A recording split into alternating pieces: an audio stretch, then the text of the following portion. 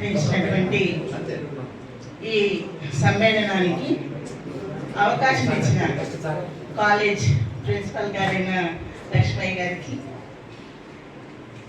నేను ఇక్కడ కాలేజీలో జాయిన్ అయినప్పుడు హెచ్ఓడిగా ఉన్నారు మన RR Swamy sir. So RR స్వామి గారికి నేను వచ్చి ఇక్కడ రిపోర్ట్ చేసి కేకే ప్రసాద్ సార్ని రీప్లేస్ చేస్తాను.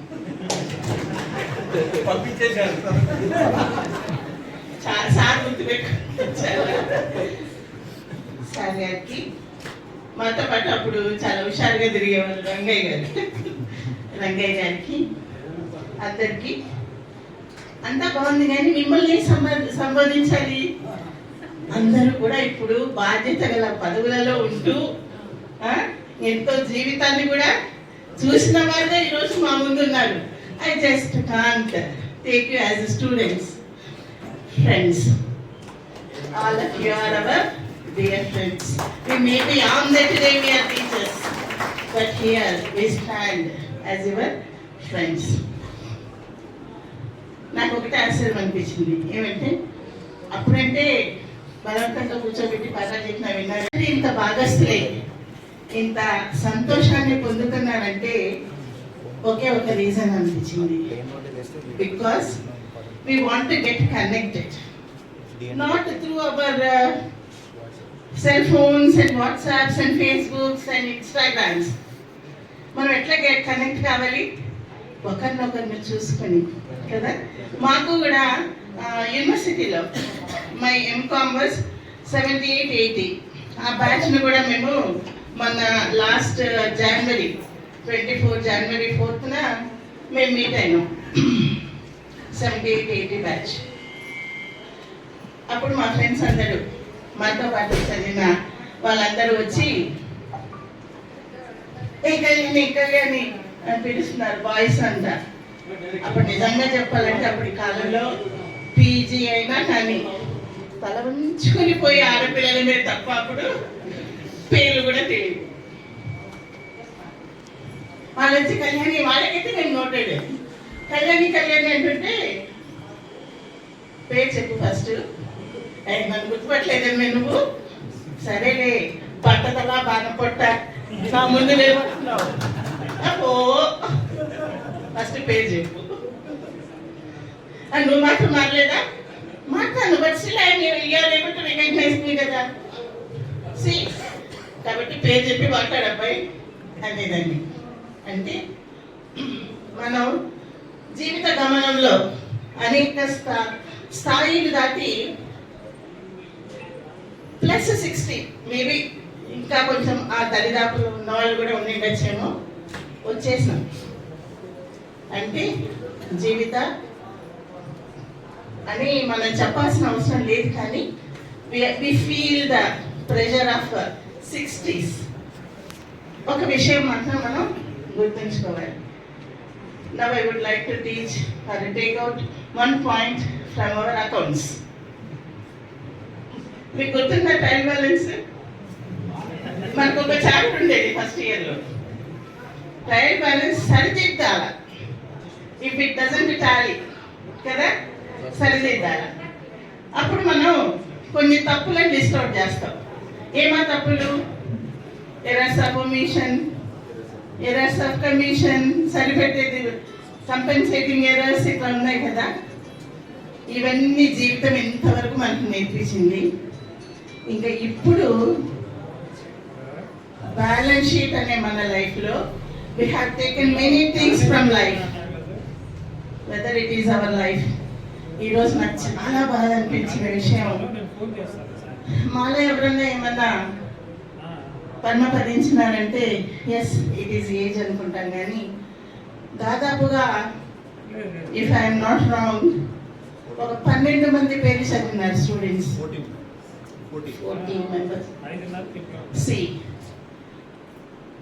దాదాపు 14 మంది మరణించడం అయిందంటే నాకు మాత్రం చాలా బాధ అనిపించింది. అందులో రాజశేఖర్ వారి నాన్నగారిని గౌరవించి ఇక్కడి దాకా వచ్చి తన హృదయ స్పందనను తెలియజేస్తుంటే I felt so emotional about him. And Prakash Reddy గారు అల్లుడు దీనికంతా సహకరిస్తున్నారంటే we are showing a legacy for the next generation. మీరు చేయటం ద్వారా మీరు ఆనందం పొందుతున్నారు. ఆ ఆనందంలో వాళ్ళను కూడా కార్యకర్తలుగా చేస్తున్నారు. ఆ కార్యకర్తలుగా చేసే భాగంలో మీరు వారికి ఒక మార్గం కూడా చూపిస్తున్నారు. Really this is a great thing. నేను ఇక్కడ కాలేజ్కి వచ్చినప్పుడు 2 విషయాలు మీకు చెప్తాను. నంబర్ 1 చెప్పినాను కదా ఇంతకుముందు, 1984లో ఏపీపీఎస్సి సెలక్షన్ కింద నాకు ఫస్ట్ రాయదుర్గ్ పోస్టింగ్ వచ్చింది. కానీ మా ఆయన ఎల్ఐసిలో పనిచేస్తున్నారు ఇక్కడ. So I came all the way, నాకు ఇక్కడికే కావాలి గుంటకల్కి అని చెప్పి, అప్పుడు అహ్మద్ దీవేన్ కమిషనర్ ఉండేవాళ్ళు. ఆ దగ్గరికి వెళ్తే, అంటే నువ్వు కూర్చున్న చోట నీకు జాబ్ వస్తుందా తప్పు అన్నారు. అప్పుడు ఇంకా మనకు తెలియదు ఆ విషయాలు అఫీషియల్గా. సో చెప్పుకో చేసిన యాక్చువల్గా. కానీ she sent me orders, reposting orders to Guntakal. సరే రీపోస్టింగ్ ఆర్డర్స్ తీసుకొని కాలేజ్కి వచ్చినాను. వస్తూనే ఉన్నట్టుంది. అక్కడంతా చూస్తేనేమో బిహారీస్ గుడారాలు వేసుకొని ఉన్నారు. ఇదంతా అప్పుడు చింతమనం, ఒక చిన్న కాలువ దాటే ఒక మట్టి, ఇది తప్ప ఇంకేమీ లేదు. భయమేసిపోయింది ఒక క్షణం నాకు. అయ్యో ఇదేంటి ఇక్కడున్నే అని అనుకుంటున్నాను. ఆ తర్వాత అప్పుడు సంగమేశ్వర సార్ ఉన్నారు ప్రిన్సిపల్గా. అప్పుడు ఆయనకు రిపోర్ట్ చేసినాను.